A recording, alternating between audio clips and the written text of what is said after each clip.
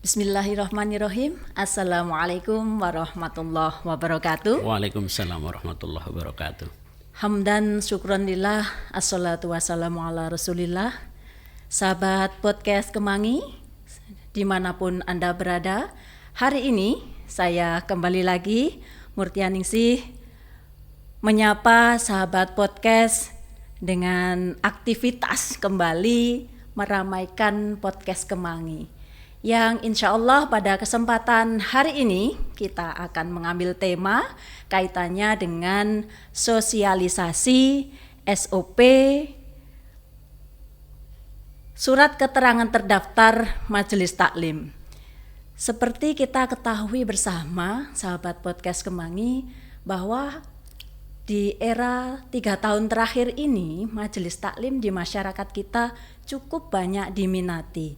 Akan tetapi banyak masyarakat kita juga yang tidak tahu bahwa keberadaan Majelis Taklim ini kemudian dilindungi oleh negara dengan status terdaftarnya.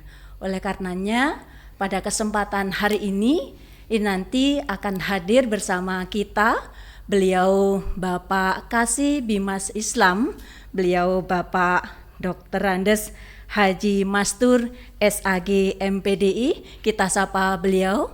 Selamat siang Bapak. Selamat siang. Assalamualaikum warahmatullahi wabarakatuh. Waalaikumsalam. Sehat Bapak nggih? Alhamdulillah. Sehat Hari ini masih dalam kondisi kita merayakan kemenangan kemerdekaan Republik Indonesia yang ke-79. Merdeka Bapak? Merdeka. Alhamdulillah. Artinya ketika beliau ini sudah merdeka, sudah siap untuk menyampaikan kepada sahabat podcast Kemangi terkait dengan Majelis Taklim. Saya pun juga penasaran, sebenarnya apa sih Majelis Taklim itu? Kenapa sih harus ada Majelis Taklim? Baiklah sahabat podcast Kemangi dimanapun Anda berada, tak pantas kalau saya yang harus menyampaikan karena beliau sudah hadir bersama kita dengan segala kelonggaran waktu dan kebahagiaan beliau. Kita persilahkan beliau Bapak Dr. Andes Haji Mastur untuk segera memberikan penjelasan kaitannya dengan apa sih Majelis Taklim itu. Monggo Bapak. Terima kasih Ibu Murti. Assalamualaikum warahmatullahi wabarakatuh. Waalaikumsalam. Bismillah, alhamdulillah, la haula wa la quwata illa billah, amma ba'du. Sahabat podcast Kemangi, Kementerian Agama Kabupaten Banyuwangi yang bahagia. Hari ini kami bersama Ibu Murti akan menyampaikan tentang standar operasional permohonan surat keterangan terdaftar Majelis Taklim yang ada di Kabupaten Banyuwangi. Iya, betul sekali. Pas kalian, sahabat podcast yang berbahagia, kami di Kementerian Agama Kabupaten Banyuwangi khususnya Seksi Bimas Islam, ini ada beberapa yang kami bina terkait dengan kelembagaan keagamaan. Pertama adalah lembaga kemasjidan, itu di bawah seksi kami. Iya. Yang kedua ada lembaga pengembangan tilawatil Quran yang biasa kita sebut LPTQ. Ada juga lembaga Majelis Taklim. Majelis Taklim. Nah ini. Majelis Taklim ini adalah sebuah majelis perkumpulan tentang ilmu keagamaan, di mana masyarakat berkumpul untuk mengkaji dan belajar tentang ilmu agama. Akan tetapi di dalam aturan yang ada di pemerintahan, tepatnya pada Peraturan Menteri Agama nomor 29 tahun 2019 tentang Majelis Taklim, bahwa Majelis Taklim itu sebuah perkumpulan kajian tentang keagamaan itu bisa dikatakan Majelis Taklim bila memenuhi 5 syarat. Pertama, harus ada pengurus. Oh iya, dah tentu Pak Haji ya, karena bersentuhan dengan masyarakat otomatis harus ada yang ngurus dan memanage. Iya. Pengurus ini minimal ada 3. Oh, begitu. 1 ketua, Iya. 2 sekretaris dan bendahara. Itu standar minimal. Minimal. Boleh Kalau lebih toh kan Pak Haji ya? Boleh, ada seksi-seksi. Iya. Yang kedua, harus ada ustadz atau ustadzah. Bagaimana bisa tercapai keinginan Majelis Taklim untuk mencapaikan ilmu agama kalau tidak ada ustadz dan ustadzahnya? Iya, betul sekali Pak Haji. Jadi ustadz dan ustadzah ini merupakan salah satu syarat untuk perkumpulan itu disebut sebuah majelis taklim. Yang kedua, majelis taklim ini harus ada jamaahnya. Oh, jamaah. Udah tentu ada ustadznya, ada jamaahnya. Kalau ada ustadz tapi tidak ada jamaah, maka akan ngomong sendiri. Betul Pak Haji. Lucu ya. Jadi lucu. Maka dari itu jamaah itu merupakan salah satu syarat untuk disebut sebuah majelis taklim. Ada pengurus, ada majelis, ada ustadz, ustadzah, ada jamaah. Tapi kalau tidak bertempat, di mana ya tempatnya? Oh, masih harus pakai tempat juga Pak Haji. Harus ada tempatnya. Jadi harus kejelasan tempat domisilinya di mana itu majelis taklim.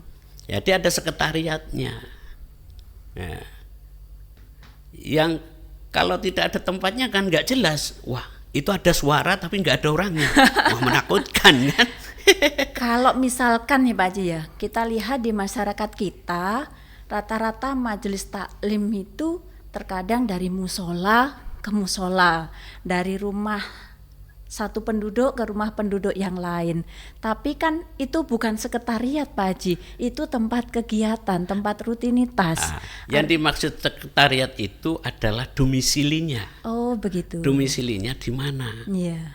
Sehingga di dalam persyaratan itu salah satu syarat dalam pengajuan SKT harus ada surat keterangan domisili. Oh, begitu. Jadi surat keterangan domisili yang itu nanti bisa diperoleh dari Kementerian Agama Seksi Bimas Islam. Alhamdulillah. Berarti ini nanti langsung difasilitasi oleh Pak Haji ya.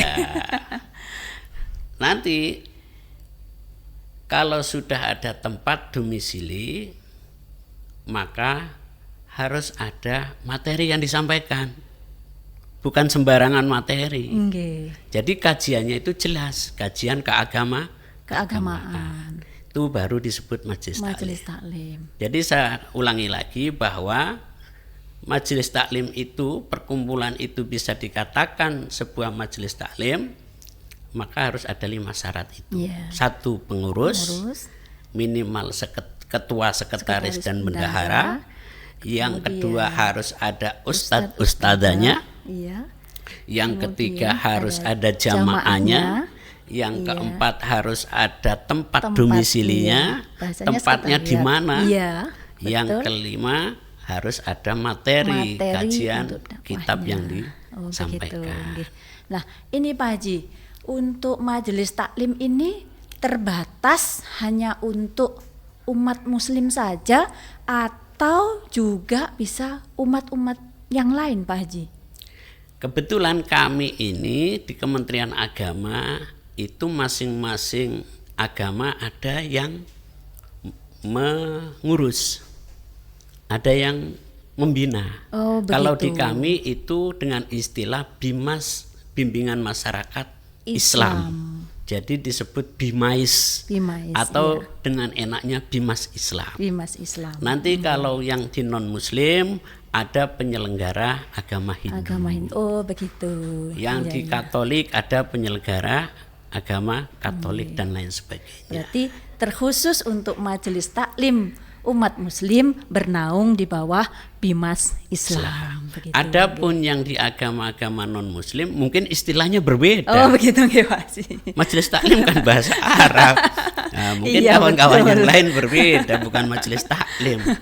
Gitu. kaitannya tadi kan sudah disampaikan apa itu majelis taklim, kemudian dasar hukumnya, syarat-syaratnya. Nah, kemudian kalau misalnya ini Pak Haji, saya ini pengen ngurus surat terdaftar majelis taklim. Ini teknisnya saya harus bagaimana Pak Haji?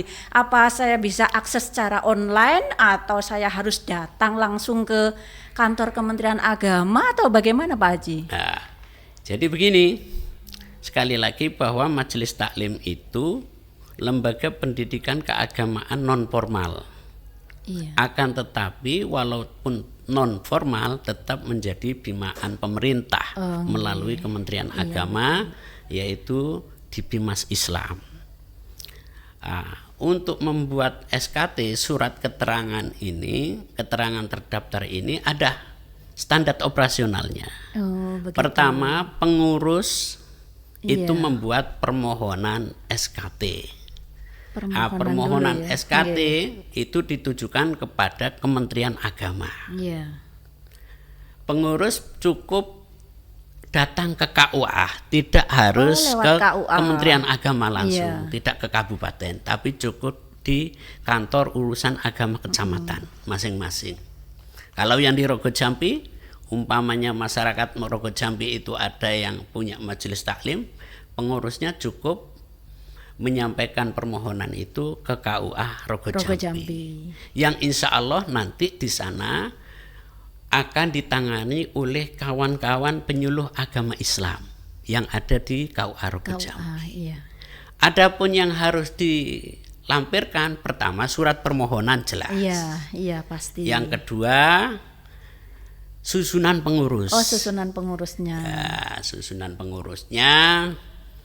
Terus juga harus ada surat keterangan. Surat keterangan apa ini Pak Haji? Surat keterangan ini banyak macamnya.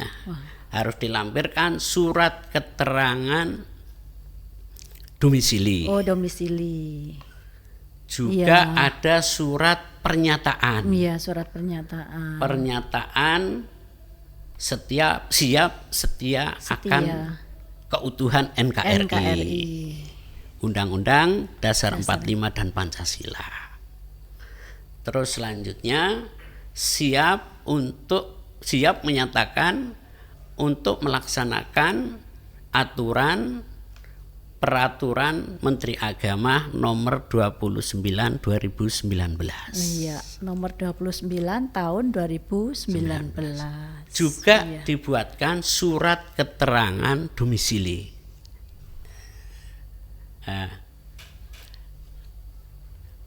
Dan ada pernyataan juga bahwa apabila melanggar dari apa yang dia nyatakan dalam surat pernyataan setia terhadap NKRI maupun NKRI Undang-Undang Dasar 45 dan Pancasila, ataupun surat pernyataan tentang setia melaksanakan PMA 2919 itu, bila melanggar siap untuk dicabut izinnya dan siap menerima sanksi hukum yang berlaku. Aturan ini kita buat di depan ketika mereka melanggar sudah ngerti nggih Pak Haji. Benar. Artinya ketika poin-poin ini terlewati maka ya siap-siap saja surat keterangan ini akan dicabut kan begitu. Jelas. Benar seperti itu. Nggih Pak Haji. Itu ada syarat lagi. Loh, masih ada? Harus ada fotokopi KTP pengurus. Dan juga fotokopinya jamaah. Fotokopi jamaah. Begitu. Jadi semuanya harus terdeteksi Pak Haji. Iya, harus terdeteksi. Setelah itu kita pun masih ada syarat minimal untuk menjadi majelis taklim itu. Syarat minimal jamaahnya 15 orang. 15 orang. Kalau kurang dari 15 orang belum bisa. Pak Haji.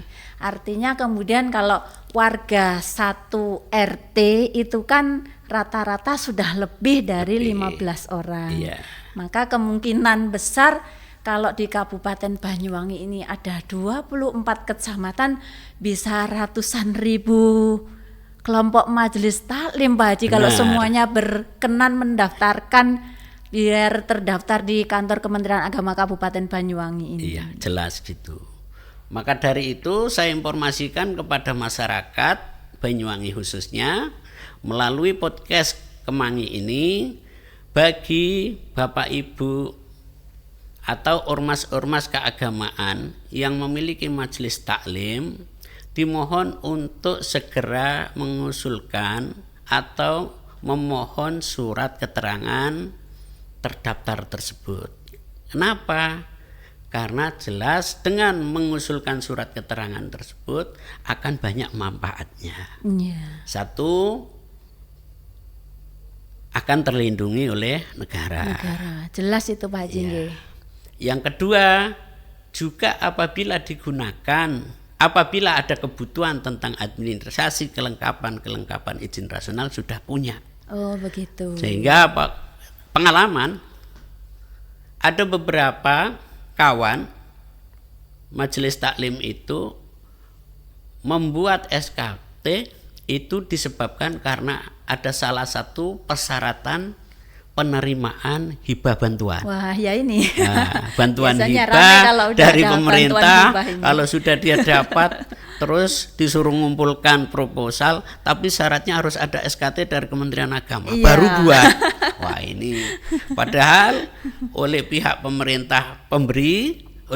pemberi itu disyaratkan dengan durasi waktu yang sangat singkat. Iya, betul. 1 hari sudah harus selesai. Sementara dia membuat proposalnya aja sekali belum selesai. Pakai surat keterangan domisili dan lain sebagainya.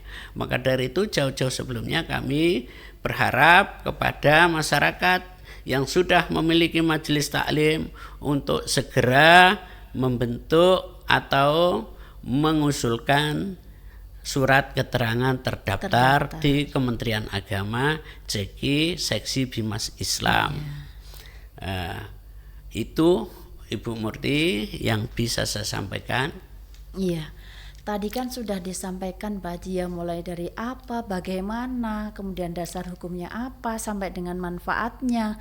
Nah, kira-kira ini Pak Haji, kalau misalkan saya ini mengurus surat SKT, kemudian perlengkapan saya ini sudah cukup Pak Haji ya, dari sekian persyaratan tadi sudah disampaikan.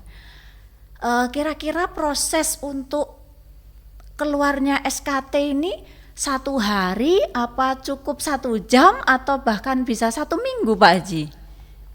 Saya memberikan durasi waktu, space waktu itu cukup sehari. Oh, sehari. Setelah kami menerima dari KUA. Oh, begitu. Jadi begitu Bapak Ibu pengurus majelis taklim menyerahkan berkas permohonan SKT ke KUA, nanti teman-teman KUA atau salah satu dari penyuluh agama Islam akan meng-cross check, mensurvei benarkah majelis taklim ini benar adanya, sesuai dengan apa yang beliau kirimkan. Jadi ya disurvei terlebih dahulu, tidak serta-merta langsung diajukan, langsung dapat surat keterangan begitu ya Pak Haji ya? Disurvei dulu, setelah disurvei kalau sudah sesuai dengan berkas yang beliau kirimkan, dan apabila ada kekurangan maka akan disampaikan kekurangannya untuk dipenuhi. Setelah itu kalau sudah fit, bagus dan lengkap oleh pihak KUA akan dikirim ke Kementerian Agama, bentuk Google Form dan juga pakai rekomendasi. Setelah itu surat rekomendasi, setelah kami terima maka langsung kami TL, tindak lanjuti, dan sehari itu juga insya Allah jadi. Alhamdulillah, berarti bisa dicoba ini nanti setelah selesai acara ini. Saya juga akan memproses surat keterangan majelis taklim ini Pak Haji. Karena kita lihat di masyarakat kita, masyarakat itu antusiasmenya untuk melaksanakan kegiatan majelis taklim luar biasa Pak Haji. Tapi masyarakat kita kadang memang nggak ngerti nggih, kalau ternyata pemerintah menyediakan fasilitas perlindungan hukum terhadap majelis taklim yang ada di lingkungan kita juga. Benar. Nggih, Pak Haji, ini hari ini kan masih di momen perayaan kemerdekaan Republik Indonesia yang ke-79. Nah, kemarin kalau kita tahu Pak Haji ya, tanggal berapa ya? Tanggal 14 Agustus itu kan Gusmen kita itu kan mendapatkan penghargaan yang luar biasa Pak Haji. Nah, kira-kira ada pesan atau kesan kepada masyarakat kita terkait dengan penghargaan yang kita peroleh ini Pak Haji, supaya masyarakat kita pun yang ada di luar sana, sahabat podcast juga ikut berbangga hati dan berbesar hati atas apa yang sudah kita peroleh ini. Alhamdulillah, kemarin tanggal 14 Menteri kita mendapatkan penghargaan apa Murti? Apa ya namanya? Bintang Mahaputra Utama. Bintang Mahaputra Utama. Benar. Untuk itu patut kita disyukuri bahwa Kementerian Agama berusaha untuk selalu melayani masyarakat secara maksimal dan optimal dengan sebaik-baiknya. Sehingga pelayanan yang kami lakukan bersama kawan-kawan di Kementerian Agama ini bisa melayani masyarakat secara baik. Untuk itu kepada masyarakat khususnya yang di seksi Bimas kaitannya majelis taklim disumanggakan. Kami akan selalu berusaha dalam rangka mensyukuri penghargaan Bapak Menteri itu untuk melayani panjenengan dengan sebaik-baiknya. Berarti ini termasuk bagian dari upaya dalam rangka pelayanan kepada masyarakat, termasuk penerbitan surat keterangan majelis taklim ini Pak Haji nggih, sehingga setidaknya dari upaya yang dilakukan oleh Bimas Islam ini mendorong bagaimana upaya Gus Menteri untuk mendapatkan anugerah yang sungguh tiada terkira ini. Benar, bahwa itu adalah bagian dari ikhtiar kita untuk bagaimana memberikan ketenangan dan kedamaian masyarakat melalui izin operasional atau surat keterangan terdaftar majelis taklim. Mereka masyarakat secara khusus umat Islam akan merasa terlindungi atas kegiatannya. Oke, terima kasih Pak Haji. Baiklah sahabat podcast dimanapun Anda berada, tidak terasa waktu 25 menit berjalan dengan nyaman ketika kita membicarakan sesuatu yang memang itu bersentuhan dengan masyarakat. Mungkin pada kesempatan hari ini ada closing statement mungkin dari Pak Haji kaitannya dengan pelayanan majelis taklim. Terima kasih Mbak Murti.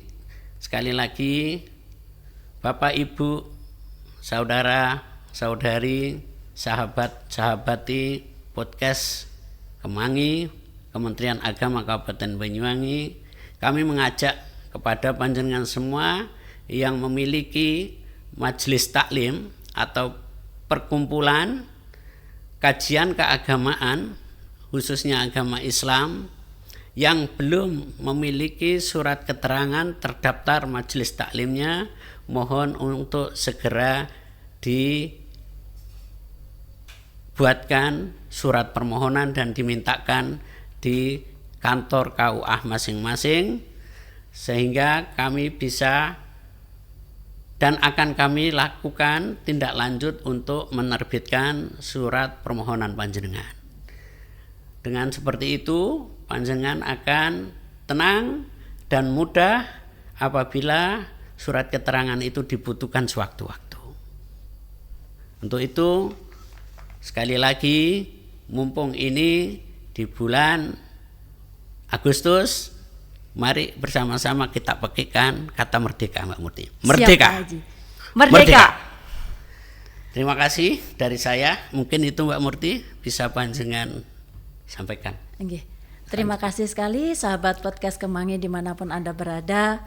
hari ini telah kita ikuti dan kita dengarkan bersama kaitannya dengan sosialisasi standar operasional prosedur penerbitan surat keterangan terdaftar bagi majelis taklim. Jika sahabat podcast Kemangi dimanapun Anda berada masih kurang puas dengan apa yang sudah disampaikan oleh beliau pada kesempatan hari ini, kami undang sahabat podcast Kemangi untuk langsung datang ke kantor Kementerian Agama Kabupaten Banyuwangi yang ada di Jalan Adi Sucipto 112 Banyuwangi.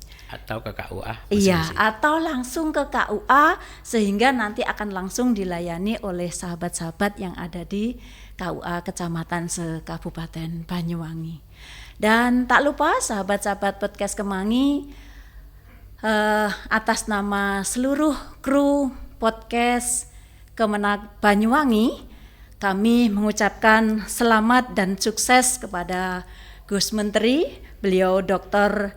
Honoris Causa Kiai Haji Yakut Khalil Qomas atas tanda penganugerahan tanda kehormatan Bintang Mahaputra Utama dari Presiden Joko Widodo di Istana Negara yang telah diserahkan pada tanggal 14 Agustus 2024. Semoga ini menjadi pemicu semangat kinerja kita bersama dimanapun, baik di kantor Kementerian Agama, di madrasah, di KUA dalam memberikan pelayanan kepada masyarakat. Karena kita tahu bahwa tanda kehormatan ini adalah bukti dan buah kinerja bersama dalam menghadirkan kementerian yang melayani semua agama. Insya Allah demikian nggih Pak Haji nggih? Nggih, alhamdulillahirabbil alamin. Dan 25 menit telah berjalan. Saya atas nama Murtianingsih dan beliau pada kesempatan hari ini Bapak Haji Mastur MSI yang telah membersamai. Nggih, mohon izin Bapak Haji Mastur MPD yang telah membersamai kita, mohon izin undur diri, segala kekurangan adalah karena kebodohan saya dan segala kelebihan adalah karena Allah Subhanahu wa taala. Terima kasih Pak Haji telah membersamai kami selama 25 menit. Ada kekurangan mohon maaf nggih Pak Haji nggih. Untuk ke depan kita akan belajar lebih baik lagi agar masyarakat lebih dekat dengan kita, terlayani dengan lebih baik, insya Allah. Nggih, terima kasih sahabat podcast dimanapun Anda berada. Akhiran, wallahul muwafiq ila aqwamit thoriq. Wassalamualaikum warahmatullahi wabarakatuh. Salam merdeka.